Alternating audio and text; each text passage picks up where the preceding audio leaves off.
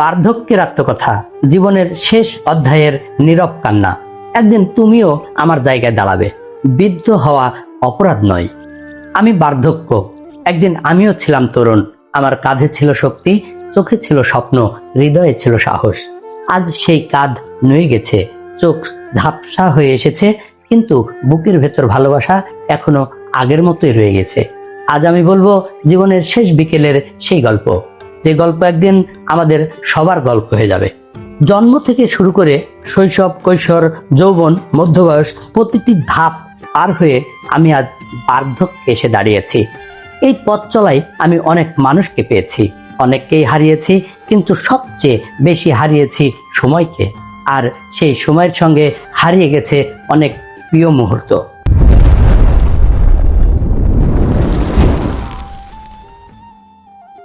একদিন এই দুই হাত দিয়েই সংসার গড়েছি, রোদে পড়েছি, বৃষ্টিতে ভিজেছি, না খেয়ে থেকেছি শুধু পরিবারের মুখে হাসি ফোটানোর জন্য।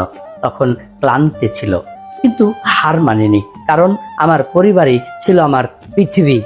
আজ সকালে ঘুম ভাঙে পাখির ডাকে নয়, শরীরের ব্যথায়। হাঁটতে গেলে লাঠি লাগে, সিঁড়ি ভাঙতে হাঁপিয়ে উঠি, আয়নায় নিজেকে দেখে কখনো চিনতেই পারি না সময় কত নিঃশব্দে মানুষকে বদলে দেয়।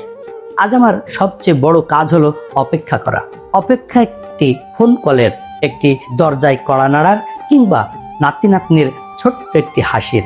বিশ্বাস করো, বার্ধক্যে সবচেয়ে বড় উপহার হলো প্রিয় মানুষের একটু সময়। অনেক সময় কথা বলতে ইচ্ছা করে, পুরনো গল্প বলতে ইচ্ছে করে, কিন্তু সবাই ব্যস্ত, তাই নিজের কান্নাগুলো নিজের কাছেই রেখে দিই। কারণ এই বয়সে চোখের জলও যেন কাউকে বিরক্ত না করে।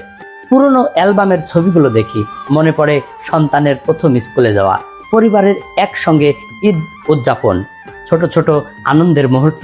আজ সেই স্মৃতিগুলোই আমার সবচেয়ে বড় সম্পদ। আমার খুব বেশি কিছু দরকার নেই, শুধু চাই আমার কথা কেউ মন দিয়ে শুনুক, আমার হাতটা কেউ একটু ধরুক, বলুক আপনি একা নন, আমরা আছি। এই একটি বাক্যই বার্ধক্যের সবচেয়ে বড় ঔষধ।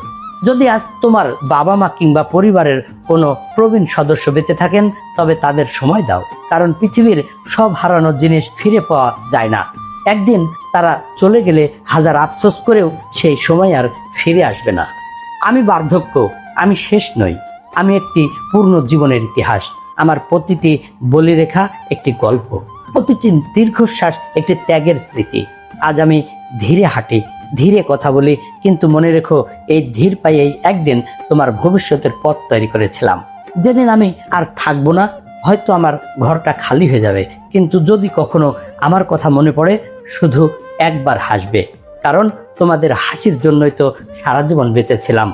যদি এই গল্পটি আপনার হৃদয় ছুঁয়ে যায়, তাহলে ভিডিওতে একটি লাইক দিন, কমেন্টে লিখুন বাবা মা আমাদের সবচেয়ে বড় আশীর্বাদ।